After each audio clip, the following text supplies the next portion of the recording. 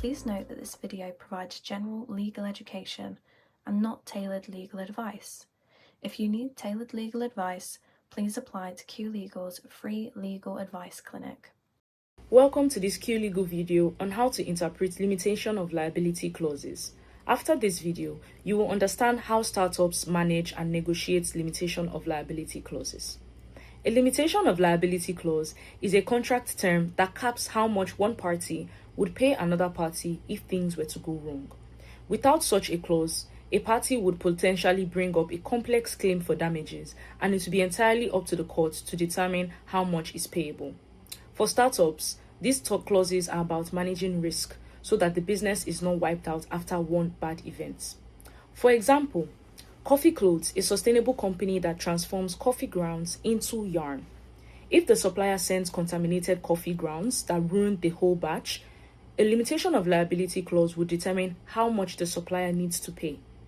Now, there are two key reasons why you need to include these clauses: predictability and survival.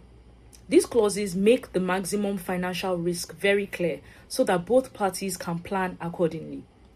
They help businesses stay viable, especially startups, because without a cap, even a single claim could potentially damage the business. They also make suppliers more willing to go into contracts with startups because this excludes them from unlimited liabilities. Oftentimes, limitation of liability clauses are set to align with an insurance cover so that any claims can realistically be paid for. You create limitation of liability clauses by starting with a limit, which is also known as a cap. To set an appropriate cap, you have to think of certain factors such as the nature of your business, the level of risk involved, and the potential harm that could result in. You can then decide whether to exclude certain types of losses such as loss of profits or reputational damage, or indirect and consequential loss.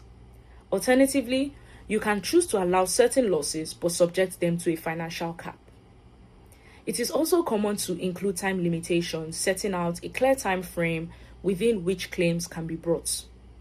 Finally, be careful not to exclude liabilities that the law does not allow. For example, you cannot exclude liability for death or personal injury caused by negligence, so it is good practice to state this explicitly. Here is a checklist to watch out for when drafting your contracts. You must decide whether the cap should apply per incident, which is useful for physical losses, or in total, which limits the supplier's overall liability.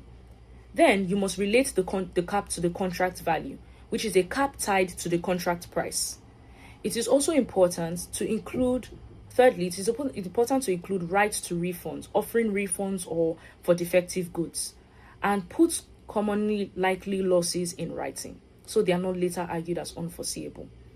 For quality review, get legal advice, as limited liability clauses are very powerful but must be fair. Thank you for watching this Q Legal video on limitation of liability clauses.